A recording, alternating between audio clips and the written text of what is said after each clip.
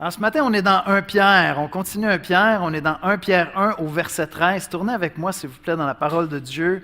Et juste pour se mettre en contexte, une des réflexions qui me venait cette semaine, c'est plus j'avance dans les années, plus moi j'avance dans le ministère pastoral, et plus j'apprécie quelque chose d'étrange, d'accord? J'apprécie le fait que dans une église, dans une communauté, on partage ensemble des choses diamétralement opposées, c'est-à-dire qu'on vit des choses personnelles qui sont des fois en complète contradiction. Il y a quelqu'un dans l'église qui vient de perdre un proche et qui commence à entrer dans un deuil. Il y a quelqu'un dans l'église qui vient de voir un enfant naître. Il y a quelqu'un dans l'église qui perd son emploi, quelqu'un d'autre vient de trouver un emploi. Et c'est un des aspects de la vie d'Église que j'apprends à apprécier de plus en plus avec les années. On vit dans une culture, dans une société où on est tous très, très, très occupés. Si vous pensez à votre vie à l'extérieur de l'Église, on vit dans une culture, une société où on est très occupé, on poursuit un paquet d'objectifs personnels, de carrière, de maison, de vacances, de mise en forme, de hobbies. On a toutes sortes d'opportunités, des amitiés, tout ça. Mais ce que ça fait souvent, ça, c'est qu'on vit quand même en silo. Ces vies-là sont comme vécues en silo, puis finalement, tu as peut-être quelqu'un proche de toi qui passe par un deuil, mais les probabilités qu'il y ait quelqu'un proche de toi qui traverse un deuil en même temps qu'il y a quelqu'un qui vient de perdre son emploi, puis oups, il y a un enfant qui vient naître. Puis on ne vit pas ça dans notre culture. À l'époque, dans un village, tu pouvais vivre toutes ces choses-là, puis on partageait ces choses-là, puis tu étais au courant. Et ces vies de village-là, on les trouve dans une église locale. Dans une église locale, on est là pour partager ensemble. Et c'est sûr qu'on ne se connaît pas tous intimement, puis plus l'Assemblée grandit, moins c'est le cas. Mais en même temps, on est au courant des souffrances d'un, puis on prie pour un autre, puis on apprend des bonnes nouvelles, puis la naissance d'un enfant. Et c'est ça l'Église. C'est un endroit où on partage les peines et les joies, puis on apprend à vivre toujours avec toutes ces émotions-là un petit peu en même temps, puis on est là, on s'accompagne. Je souris avec un, je me réjouis avec lui, puis je m'en vais pleurer avec lui cette semaine. Et dans sa lettre, Pierre veut équiper les chrétiens à vivre avec une joie profonde alors même qu'on traverse la souffrance, alors même qu'il y a plein de souffrances qu'on vit. Je l'ai mentionné dans cette lettre-là, on va passer plusieurs semaines, c'est vraiment, on plonge dans le texte. Et on vient de terminer l'introduction de la lettre où Pierre était dans, je vous ai dit la semaine dernière, encore une doxologie, il est en train d'adorer Dieu. Puis je le répète, ça va être la 3e fois que je le dis, la première leçon pratique à retenir de la lettre de Pierre, c'est quoi? Si ton adoration ne va pas bien, ça va être très difficile de vivre la vie chrétienne. Fait assure-toi qu'à tous les jours, à toutes les semaines, tu prends le temps d'aller lire un psaume, tu prends le temps d'aller dans la prière, puis juste dire « Merci Seigneur pour la journée qui commence. » Merci Seigneur pour tes bontés envers moi. Je veux compter tes bienfaits envers moi. Je veux t'adorer. Je veux penser à Christ, à son œuvre pour moi. Je veux repasser l'Évangile dans mon cœur en commençant la journée. Parce que si ton adoration ne se porte pas bien, si ta louange ne va pas bien, ça va être très difficile de traverser les épreuves de la vie. Maintenant, on entre dans une 2e partie de la lettre où là, Pierre va nous lancer un paquet d'impératifs. Maintenant que vous savez cela, voici comment vous devez vivre comme chrétien. Puis vous allez voir, plus on va avancer dans la lettre, plus il va y avoir des impératifs. Mais rappelons-nous, puis c'est ça qui va nous rappeler au début du passage ce matin, que tous ces impératifs-là se vivent à la lumière de l'Évangile de Jésus-Christ. On va prier ensemble. Seigneur notre Dieu, merci pour ta parole.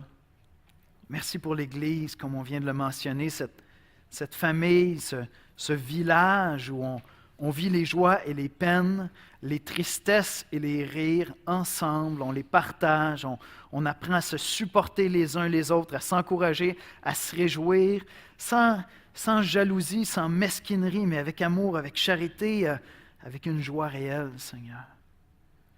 Et Seigneur, il y a tant de gens qui actuellement souffrent dans l'Église. Tant de gens qui vont souffrir cette année, et on va tous souffrir un moment ou un autre. Seigneur, donne-nous de recevoir ta parole ce matin. Viens faire une œuvre profonde, réelle, puissante, par ton Esprit Saint, que cette parole, cette lettre que tu nous as donnée, Seigneur, ne soit pas que de la théorie pour nous, mais que tu viennes l'appliquer dans nos cœurs et dans nos vies et dans cette congrégation, dans cette assemblée, par la puissance de ton Esprit, Seigneur. Que personne ne reparte d'ici aujourd'hui sans avoir reçu par ton Esprit et par ta parole quelque chose qui vient bouleverser, fortifier, édifier notre âme. C'est en Jésus-Christ que je te le demande, Père. Amen. On va écouter la lecture de la parole de Dieu. Le passage biblique de ce matin est tiré de Nouvelle Édition de Genève, 1 Pierre 1, versets 13 à 21. 1 Pierre 1, versets 13 à 21. C'est pourquoi, saignez les reins de votre entendement, soyez sobres et ayez une entière espérance dans la grâce qui vous sera apportée lorsque Jésus-Christ apparaîtra. Comme des enfants obéissants, ne vous conformez pas aux convoitises que vous aviez autrefois quand vous étiez dans l'ignorance.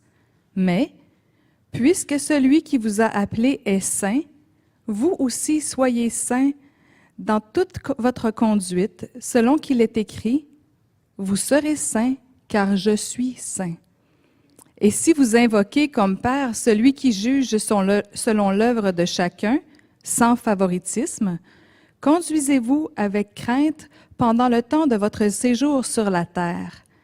Vous savez que ce n'est pas par des choses périssables, par de l'argent ou de l'or, que vous avez été rachetés de la vaine manière de vivre que vous aviez héritée de vos pères, mais par le sang précieux de Christ, comme d'un agneau sans défaut et sans tache, prédestiné avant la fondation du monde. Il fut manifesté à la fin des temps à cause de vous. Par lui, vous croyez en Dieu qu'il a ressuscité des morts et lui a donné la gloire, en sorte que votre foi et votre espérance reposent sur Dieu. Merci, Judith.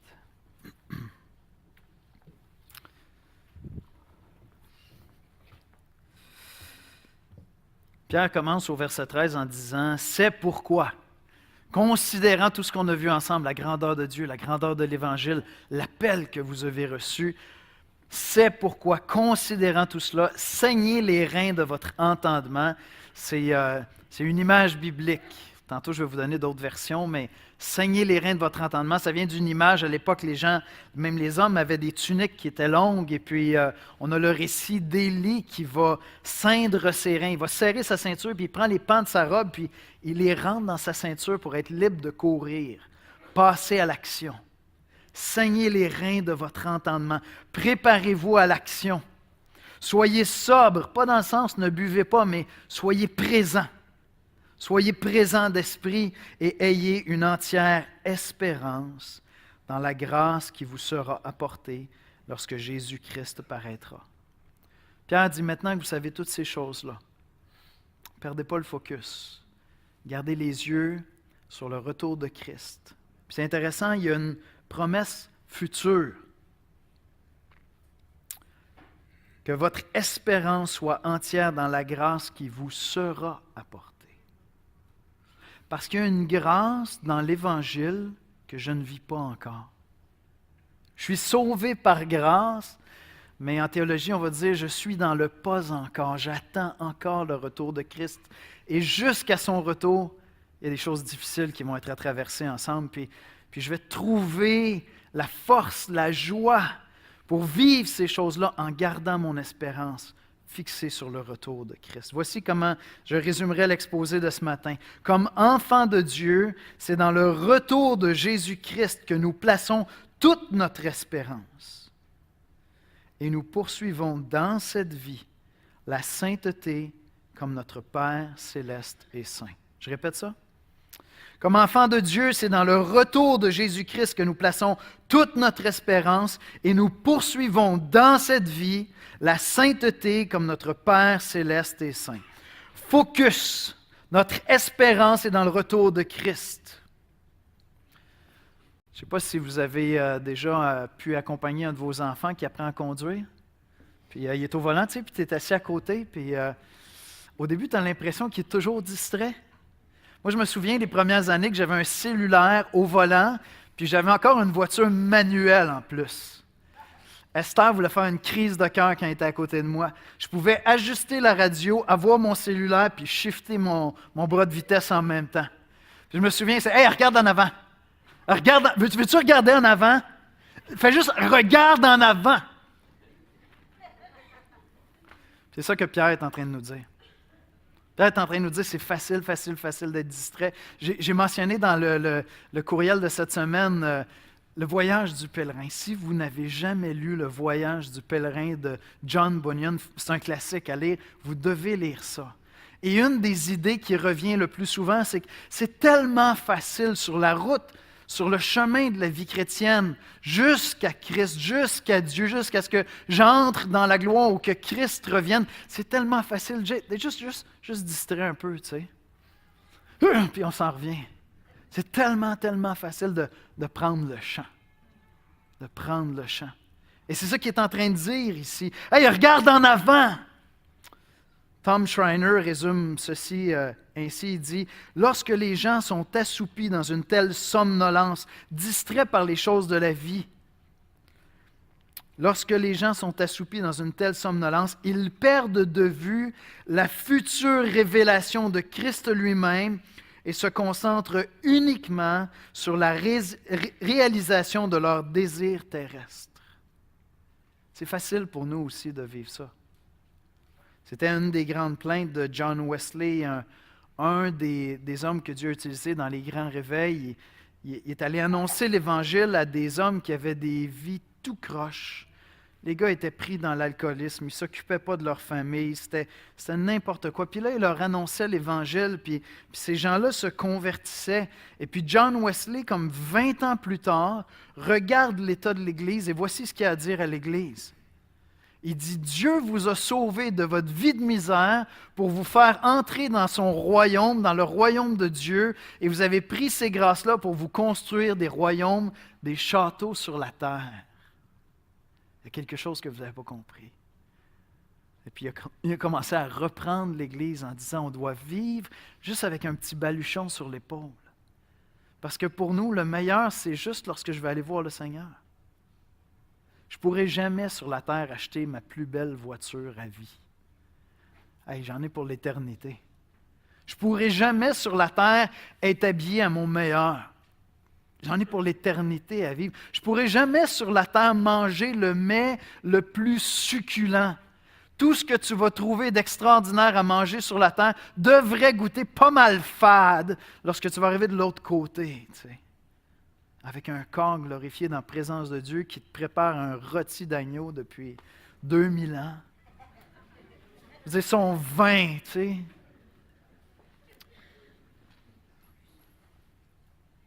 Notre espérance est dans la grâce qui est à venir. Et comme chrétien, j'ai besoin d'apprendre à remettre certaines choses à plus tard. On vit très différemment des gens autour de nous qui vivent pour maintenant, puis, excusez l'anglicisme, mais ça fait beaucoup de sens de vivre pour ici et maintenant si tu penses que tu es juste un tas de molécules qui va se dissoudre, puis il n'y a rien après. Your best life now, c'est sûr, tu sais. Mais pas pour un chrétien. Ça, c'est l'évangile de la prospérité, pas pour un chrétien. Ma meilleure vie est à venir. Je ne sais pas si vous avez déjà vu la petite vidéo, on a des images. Avez-vous déjà vu le test des guimauves? Est-ce que vous avez déjà vu ça? Vous chercherez ça cette semaine, OK? Sur YouTube, vous n'avez pas Internet, trouvez-vous un ami qui a Internet, OK? Allez chercher ça, le test des marshmallows. Puis c'est un test très simple, je vous l'explique. Ce qu'ils ont fait, c'est un test en psycho. Ils ont pris des enfants, puis là, ils les ont assis un enfant seul dans une pièce, puis ils ont mis une guimauve devant lui. Puis là, ils ont dit, c'est un test pour voir lesquels sont capables de remettre le plaisir de quelques minutes. Puis là, ils ont dit, juste attendre, postpone, remettre à plus tard le plaisir. Ils ont dit, si tu ne manges pas cette guimauve-là, tu vas en avoir beaucoup plus tantôt. Je reviens dans quelques instants. Hey, c'est à mourir. C'est à mourir. La torture qui vivent ces enfants-là, la petite fille qui est là, elle a les deux yeux dans le même trou. elle commence à sentir sa guimauve, puis là, elle fait juste s'y toucher, puis, oh, il y en a un petit peu qui est collé. Oh, ça devient encore plus difficile, vous comprenez? Ça vaut vraiment la peine d'aller le voir cette semaine. Pierre est en train de nous dire que lorsqu'on perd de vue le retour de Christ, on est pareil comme ces enfants-là avec leur guimauve. Puis qui ont l'impression que la guimauve de ta vie actuellement, là, c'est la meilleure guimauve que tu vas manger dans ta vie. C'est le plus grand bonheur que tu vas vivre. Puis c'est...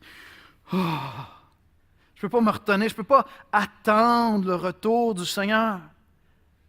Pierre est en train de dire, non, la grâce est à venir, c'est pour plus tard. Et je vais vivre autrement maintenant parce que je sais que j'attends une grâce supérieure lorsque je vais être réuni avec Christ. Je vais vivre de manière différente. Je ne peux pas vivre comme ceux qui pensent que, et peut-être effectivement, peut-être qu'ils ont vraiment le meilleur maintenant. Parce que vous savez, si tu ne crois pas en Jésus-Christ, la Bible ne te dit pas que tes molécules vont se dissoudre et ça va finir là. Que tu sois chrétien ou tu sois non chrétien, ton âme est éternelle. Soit que tu vas être avec Dieu pour l'éternité ou tu vas être loin de Dieu pour l'éternité. Et donc, tantôt, Basile parlait de la grâce commune, mais pour celui qui rejette Dieu jusqu'à sa mort, tu es en train de bénéficier de la grâce commune. La guimauve, elle goûte bon maintenant. Loin de Dieu pour l'éternité, elle ne goûtera pas bon, la guimauve. Je te le garantis. C'est ta meilleure guimauve que tu vas manger pour l'éternité, ici, maintenant. Et moi, je suis un chrétien. J'ai une espérance éternelle. Je sais que je vais aller dans la présence de Dieu. Et Pierre me dit que je dois vivre autrement. Maintenant, je veux vous faire remarquer quelque chose de super important dans le passage, parce que comme je vous dis, on arrive dans une nouvelle section de Pierre, puis là, il va y avoir plein d'impératifs. Vous savez c'est quoi des impératifs? C'est faites ceci, faites ça, faites pas ça. Il va y avoir plein de directives qui vont être données aux chrétiens, mais c'est fondamental, c'est super important pour comprendre l'Évangile, pour comprendre le Nouveau Testament, que les impératifs pour un chrétien, les commandements suivent toujours la grâce. La grâce de Dieu qui nous sauve précède toujours les impératifs. C'est toujours comme ça dans la Bible. Dieu te fait grâce, il te bénit, et parce qu'il t'a béni, tu vas commencer à vivre un style de vie précis. J'ai une autre citation de Tom Schreiner, je pense que j'en ai 3 ce matin. Les commandements de Dieu sont toujours enracinés dans sa grâce. Voyez-vous, Pierre a déposé ce fondement-là. Il a dit, vous avez été choisis, vous avez été appelés, vous êtes nés comme enfants de Dieu. Dieu vous a aimés, Dieu vous a couvert de sa grâce. C'est pourquoi, en vertu de cette grâce-là, maintenant que vous savez que vous êtes des enfants de Dieu, maintenant que vous avez connu la grâce, voici comment vous allez vivre à présent. Les commandements de Dieu sont toujours enracinés dans sa grâce. Une autre façon de le dire, c'est de dire que l'indicatif, ce que Dieu a fait pour nous dans le Christ, est toujours le fondement de l'impératif, comment nous devrions vivre notre vie. Confondre l'ordre ici serait désastreux et le résultat serait des œuvres de justice, au lieu de voir la sainteté comme le résultat de la grâce et du pouvoir de Dieu comme une réponse à l'amour de Dieu en Christ. C'est pour ça que Pierre commence par parler de l'appel.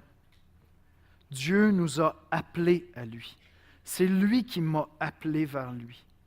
C'est lui qui m'a sauvé, c'est lui qui m'a fait grâce. L'image qui me venait à l'esprit quand j'étais en train d'étudier le passage cette semaine, c'est lorsque Jésus va ressusciter son ami Lazare. L'appel de Christ, son ami est mort, ça fait 3 jours. L'appel de Christ est irrésistible. Je ne sais pas si vous êtes d'accord avec moi. Je n'ai pas comme de possibilité de catégorie dans ma tête pour dire Lazare est là, il est mort, il est dans son tombeau, puis il entend Lazare, lève-toi et sors. Puis Lazare, c'est non. Non. Ça ne me tente pas. L'appel de Christ est irrésistible. Et en fait, c'est une image qui est utilisée dans l'Ancien Testament pour parler de la nouvelle naissance. Les prophètes vont dire qu'avant de connaître Christ, on est comme des ossements desséchés, comme Lazare dans son tombeau. Et Christ nous appelle et nous donne une vie qu'on ne peut pas générer en nous-mêmes. Je peux pas faire de moi un chrétien. Tu sais, tu dis, hey, j'aime vraiment ça le christianisme. Peux-tu me donner un manuel? Je vais l'étudier. Dans 4 semaines, je vais devenir chrétien. Ça ne se passe pas comme ça. Tu vas étudier l'Évangile. Et Dieu, dans sa grâce, va venir faire de toi un chrétien. Tu vas étudier ce que Christ a fait à la croix, mais à un certain moment donné, si Dieu t'appelle à devenir chrétien, il y a quelque chose qui va s'allumer en toi, et tu vas dire, wow, qu'est-ce qui se passe? Mes passions, mes dispositions changent, mon cœur est en train de changer, j'ai plus les mêmes appétits, je suis comme, il y a quelque chose qui est en train de changer. Lazare n'aurait pas pu rester couché dans le tombeau. Christ l'a ramené à la vie. Une fois que Lazare est ramené à la vie, il va vivre pour glorifier Jésus-Christ. L'appel de Dieu sur notre vie est irrésistible. Dieu nous appelle. Et c'est cet appel-là qui précède notre obéissance. Tu es devenu chrétien, Dieu t'a fait grâce, tu as été touché par sa grâce, maintenant tu vas vivre comme un chrétien. C'est super important de comprendre ça. Pour plein de raisons. Premièrement, parce que c'est ça l'Évangile. Mais en plus de ça, c'est que chaque fois que tu n'arriveras pas à vivre comme il faut, dans un instant, on va parler de la sainteté. Hey, c'est pas facile, la sainteté. C'est comme je passe ma semaine à dire, Seigneur, il me semble que j'ai manqué de bateau. Mais voyez-vous, si dans mon esprit, à moi, ma sainteté précède la grâce, Dieu va me faire grâce si je marche dans la sainteté, mais je n'y arriverai jamais à la grâce. Mais si au contraire, j'ai compris que j'ai été sauvé par grâce, il m'a aimé, mes péchés sont pardonnés, en réponse à cela, je vais poursuivre la sainteté. Mais chaque fois que je me plante, chaque fois que je me pète la gueule, chaque fois que j'y arrive pas, chaque fois que je suis déçu, chaque fois que ma conscience me dit « Hey, bonhomme, tu as péché encore une fois », je n'ai pas besoin de vivre dans l'abattement parce que la grâce précède ma sainteté. Je m'en retourne à la grâce. Je m'en retourne à la grâce puis je dis « Ah, Seigneur, je sais que je ne serai jamais sauvé à cause de mes œuvres. Je suis sauvé à cause de ton œuvre à toi, Seigneur Jésus, sur la croix pour mes... Amen? Sur la croix pour mes péchés. Pas mes œuvres à moi. Jamais. Alors, si ça, c'est pas clair, ça devient très lourd. Si c'est très clair, je peux poursuivre la sainteté. Je peux vivre comme un enfant de mon Père. Vous connaissez l'expression « tel père, tel fils »? Tel père, tel fils. Un des grands combats de la vie chrétienne, puis je ne vais pas m'étendre beaucoup sur ça ce matin, mais un des grands combats de la vie chrétienne, c'est que quand tu deviens chrétien, tu deviens fils ou fille d'un autre père que ton père naturel. Puis je te le dis tout de suite, tu vas passer le reste de ta vie à essayer de trier les choses que tu as reçues de ton père naturel, qui étaient peut-être très bonnes ou peut-être moins bonnes, puis que tu as adopté, puis là tu dis, oui, mais maintenant j'ai un père qui est plus grand puis plus bon. C'est pas que je renie mon père, c'est que celui-là est pécheur comme je suis pécheur. Puis il y a des choses qui m'ont transmises qui n'étaient pas selon Dieu. Et maintenant j'ai un autre père. C'est une des choses les plus réelles, les plus complexes de la vie chrétienne.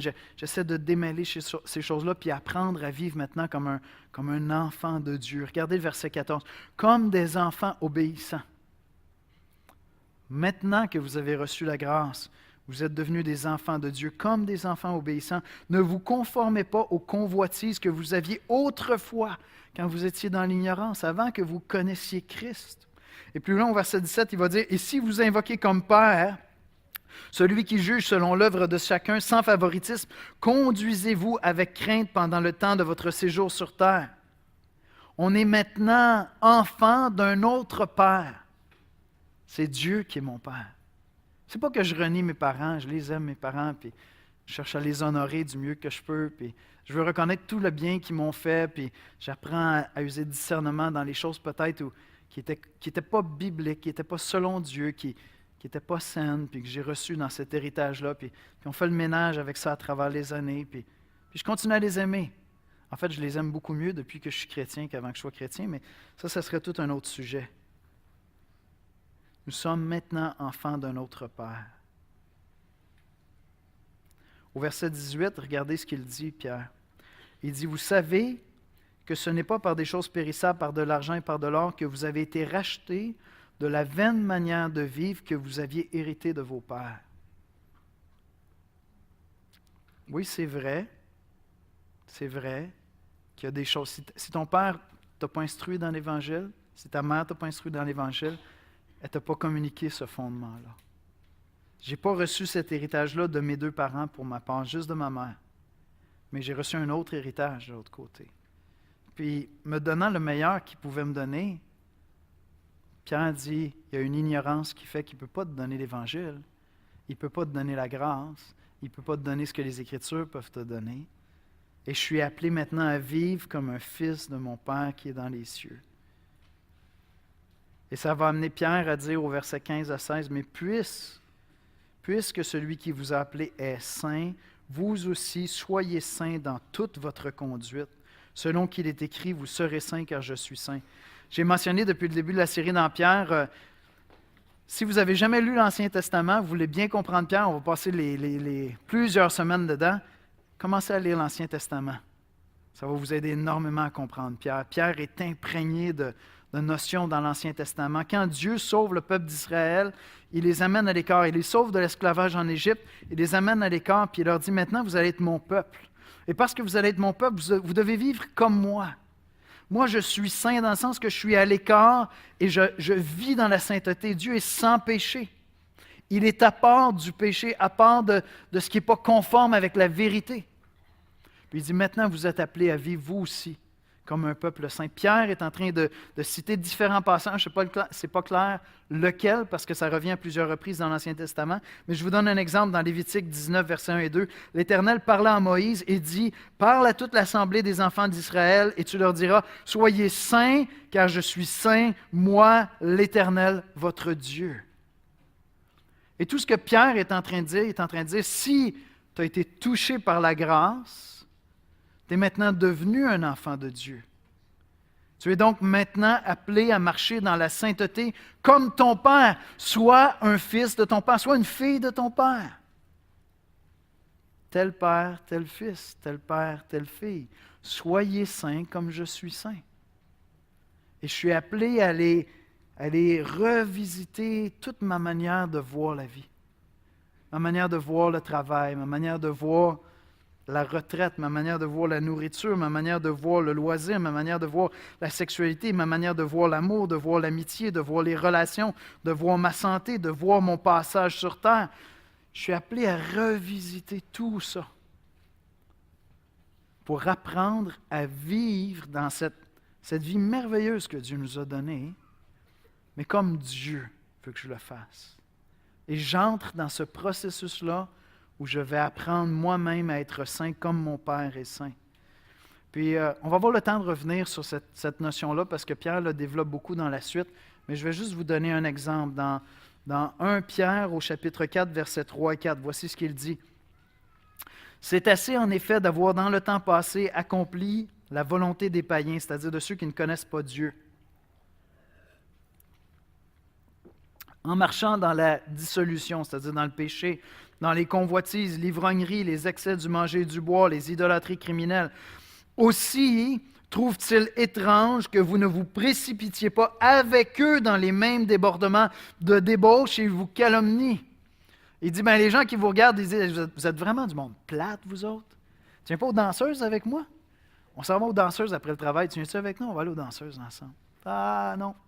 Sais-tu, je trouve ça plate puis niaiseux. Fait que j'ai d'autres choses plus intéressantes à faire. Mais si tu veux qu'on aille prendre une petite coupe de vin, un petit café, puis qu'on jase ensemble, ça par contre, on pourrait jaser ensemble. Encore Tom Schreiner, il dit, « Cette obéissance est nécessaire à la conversion et ne peut être séparée de la foi, même si elle découle de la foi. » Écoutez bien ceci. Je trouve que c'est très, très, très bien dit. Pierre n'avait aucune conception de la vie chrétienne dans laquelle les croyants donnaient un simple consentement mental à la vérité, aux doctrines. Dans la vision de Pierre, quand quelqu'un est touché par la grâce, il devient un enfant de Dieu et c'est évident pour lui qu'il va poursuivre la sainteté. Il va chercher à marcher dans la sainteté. Ça va de pair, ça va ensemble. C'est inséparable. Puis en fait, je vais aborder quelque chose qui est important de saisir puis qui est délicat à saisir, parce que Pierre l'aborde au verset 17.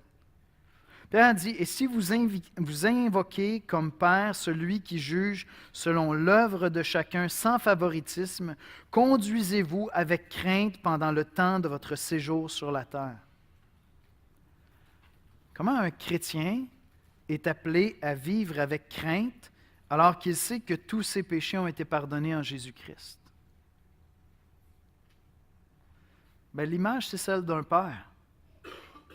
Si vous invoquez pour Père celui qui va juger, c'est lui qui est mon Père.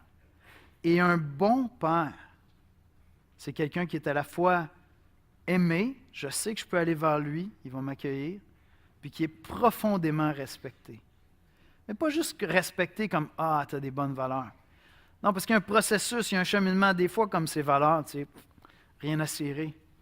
Mais il y a un respect qui est là, il y a une sainte crainte qui est réelle, qui est présente. Puis vous allez voir, on va terminer ce matin avec un autre lien que Pierre va faire, qui va nous aider à comprendre l'importance de considérer comme il faut Dieu comme le juste juge. Mais l'image qui me venait à l'esprit cette semaine pendant que j'étais en train d'étudier le passage, c'était un policier. Il y a certains d'entre vous venez de pays où vous avez appris à avoir peur des policiers. D'accord? Dans certains pays, les policiers ne vont pas faire une intervention dans un milieu quelconque seuls, parce que la foule les déteste. Le policier va se faire lyncher, il va se faire mettre à mort. Fait que les policiers débarquent toujours avec une camionnette, ils sont 8-10 et c'est la bastonnade. D'accord? La population a peur des policiers. Certains d'entre vous, vous venez probablement de pays où vous avez appris à avoir peur des policiers parce qu'il y a de la corruption, il y a de la violence, des choses comme ça. Dieu merci, on vit dans un pays où les policiers cherchent à bien faire. Ils ne sont pas parfaits. Des fois, tu peux tomber sur quelqu'un qui n'est peut-être pas 100% là. Mais généralement, ils cherchent à bien faire. Ce sont des gens qui sont là pour qu'il y ait une sécurité. Puis voir une voiture de police circuler dans mon quartier, c'est rassurant. Ça me fait du bien. Mais quand le policier se pointe derrière moi, puis il allume ses gyrophares, puis je m'attends sur le côté. Puis là, il arrive, puis il fait descendre la vitre, puis là, il dit « Monsieur, montrez-moi vos papiers, s'il vous plaît. » Mais je réponds pas, tu sais, respect, man. Je n'ai pas demandé tes papiers à toi. Hein? Je t'ai pas achalé, laisse-moi vivre. Non, il y a une certaine crainte qui est là. Parce qu'il y a vraiment l'autorité de me coller un ticket qui va bousiller mon avant-midi au moins. Il y a vraiment l'autorité de me déranger pour de vrai. Tout de suite, lorsque ces gyrophares allument, je dis « OK, j'ai-tu vraiment... shit. » Comprenez? Tout de suite, je me pose... Il y a une vraie autorité. J'ai une bonne raison de craindre. Même si c'est un policier super honnête, super gentil, il fait sa job.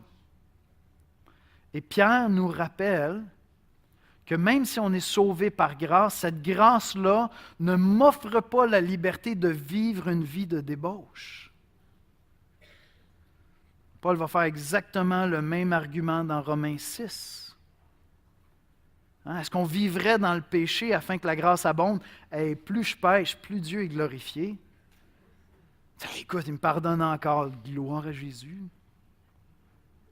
Non, j'ai été sauvé par grâce pour vivre ce que le peuple d'Israël dans l'Ancien Testament n'arrivait pas à vivre.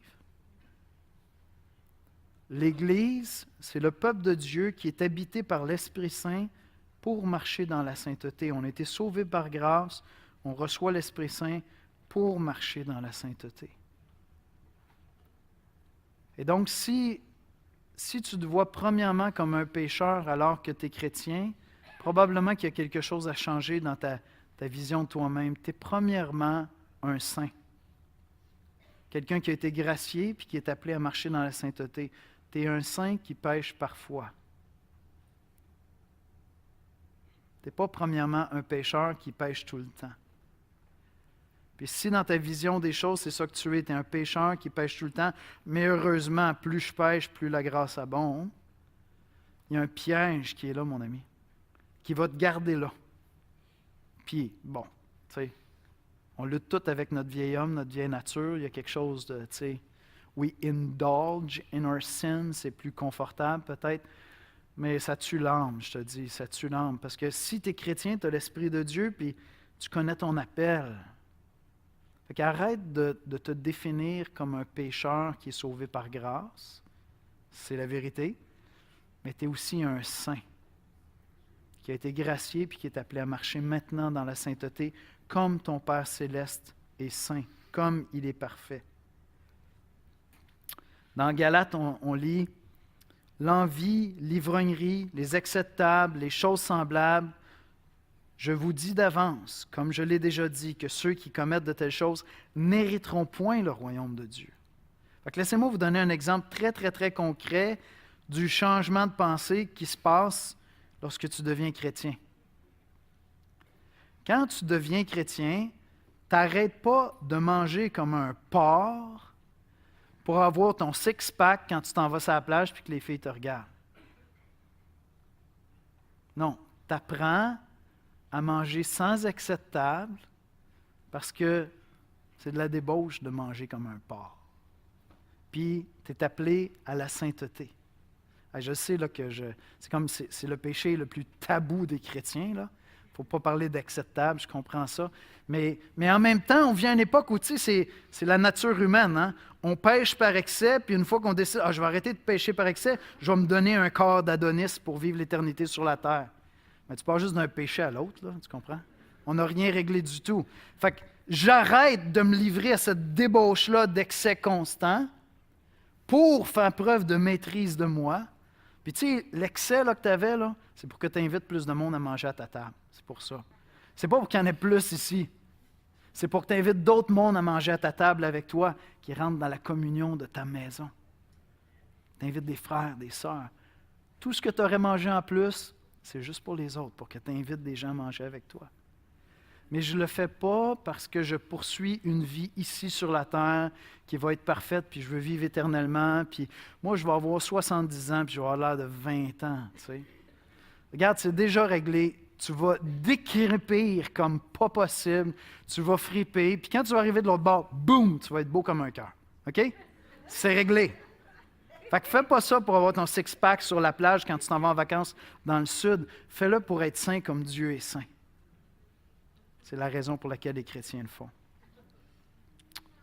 Et enfin, je termine avec ceci. J'aimerais inviter les musiciens à venir me rejoindre à l'avant. La crainte et la foi qui découlent de la grâce. Pierre nous dit de marcher dans la sainteté, pas seulement parce que Dieu est juste, puis on ne va pas berner Dieu en disant « je suis chrétien » puis vivre dans le péché. Non, je suis appelé à la sainteté. Mais Pierre fait plus que ça aussi.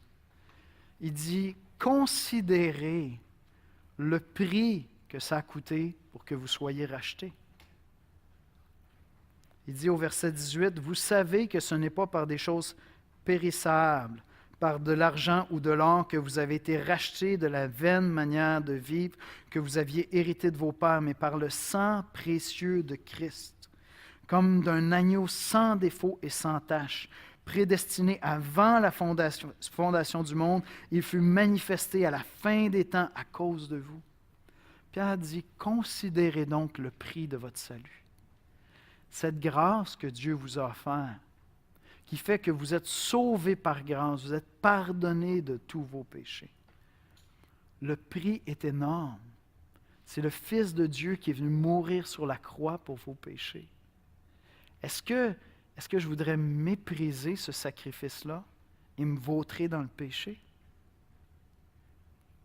Non, je veux honorer cette grâce-là merveilleuse. Et peut-être que tu es en cheminement, tu es en train de réfléchir, puis tu es en train de cheminer vers la foi. Il y a une perle dans le passage au verset 21. Je ne peux pas manquer ça, c'est vraiment trop génial. Pierre dit, par lui, en parlant de Christ, de son sacrifice sur la croix, par lui, vous croyez en Dieu qui l'a ressuscité des morts et lui a donné la gloire en sorte que votre foi et votre espérance reposent sur Dieu. Par Jésus-Christ, vous croyez en Dieu. Certains d'entre vous, vous n'êtes pas attirés par les choses religieuses, vous n'êtes pas attirés par les choses spirituelles. Ce n'est pas comme quelque chose qui vous est naturel. Il y a des gens qui naissent, on dirait que c'est des grenouilles de bénitier en naissant. Tu sais. Vous avez déjà entendu ça? Non, c'est une vieille expression. Des bénitiers, une église catholique. Allez visiter ça parce qu'ils sont en train de toutes les démolir pour faire des condos. Allez visiter une église catholique. Vous allez voir à l'entrée des bénitiers avec de l'eau bénite. Bien, on disait des gens qui étaient toujours à l'église, c'était des grenouilles de bénitier. Tu sais. Ils passaient leur vie dans le bénitier. Certains d'entre vous, vous êtes sentis attirés à Dieu depuis votre enfance. Vous cherchez ces choses-là. D'autres, pas du tout. Ça ne vous attire pas. Puis à un certain moment donné, vous entendez l'histoire de l'Évangile, de ce que Jésus-Christ est venu faire. Puis là, Dieu commence à éveiller quelque chose en vous qui vous attire à Dieu. Voici comment je l'illustrerai. Vous avez peut-être un ami, une amie qui vous a dit pendant des années « Ah, moi, le mariage, je ne crois pas à ça. Je ne veux rien savoir du mariage. Jamais je vais me marier. Le mariage, ça tue l'amour. Puis, tu sais, c'est pas pour moi, ces affaires-là. » Puis, un jour, la fille, tu sais, elle rencontre un gars, tu sais, puis ils commencent à tomber en amour ensemble. Puis, la première affaire que tu apprends, tu sais, c'est qu'elle va se marier avec lui. Elle ne croit pas plus dans le mariage. Mais elle a rencontré ce gars-là, par exemple. Et certains d'entre vous, vous ne cherchez pas Dieu naturellement. Mais en entendant ce que Jésus-Christ a fait sur la croix pour vous, vous dites, moi, je n'ai jamais cherché les choses religieuses. Je n'ai pas été attiré par ça.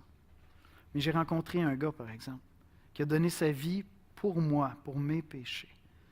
Et cette histoire-là est venue transformer ma vie. Voyez-vous, moi, naturellement, Yannick Etier, je ne serais vraiment pas ici. Je ne serais pas ici en train d'enseigner. Je ne serais pas avec mon époux. Ma vie serait n'importe où ailleurs si je n'avais pas rencontré Jésus-Christ. Mais j'ai rencontré ce gars-là un jour. Puis j'ai compris qu'est-ce qu'il avait fait sur la croix. Puis il est devenu plus qu'un gars pour moi. Il est devenu mon sauveur, mon Seigneur. Et aujourd'hui, je vais dans la vie en cherchant à marcher dans la sainteté à tous les jours. Parce que je sais qu'il m'a aimé, puis j'attends son retour. Fait que ma guimauve, là, je suis prêt à patienter puis pas la manger. Parce que je sais que j'en ai un tas de guimauves qui s'en viennent de l'autre bord. Je garde les yeux fixés sur le retour de Christ. On va prier ensemble. Seigneur notre Dieu, nous voulons te célébrer ce matin. On veut t'adorer en Église, on veut te louer. On veut, Seigneur Jésus, fixer les regards sur ton sacrifice à la croix pour nous, Seigneur. Seigneur, on veut te confesser que dans la culture où nous vivons, où il y a tant d'abondance, tant de loisirs, tant d'opportunités, tant de possibilités, Seigneur. C'est facile, c'est tentant de détourner le regard puis prendre le champ. Juste une journée, juste une semaine, je rembarquerai sur la route après. Et Seigneur, on se fait envelopper par le péché. Puis on ralentit notre course, Seigneur. Seigneur, on veut à travers cette lettre de Pierre relever la tête, fixer les regards sur ton retour, Seigneur, ce jour où nous serons réunis. Et Seigneur, où les choses les plus attirantes de la terre seront plus belles et plus grandes encore, parce qu'on sera en présence du Créateur sans péché, sans faiblesse, sans déception, mais nous te verrons face à face, Seigneur. Apprends-nous à marcher aujourd'hui dans cette vie en vivant dans l'espérance de cette grâce qui nous est réservée. Apprends-nous à examiner notre vie dans tous les domaines, dans toute notre conduite, Seigneur, à la lumière de ta parole, Seigneur. Apprends-nous à chérir ton sacrifice, Jésus, sur la croix, au point d'y trouver une profonde motivation pour marcher dans la sainteté. Et rappelle-nous toujours, Seigneur, que c'est parce que tu nous as aimés que nous pouvons maintenant marcher dans la sainteté. Parce que tu nous as ressuscités d'entre les morts et que ton appel était irrésistible, Seigneur, que je peux maintenant marcher dans tes voies. C'est en Jésus-Christ que nous prions. Amen.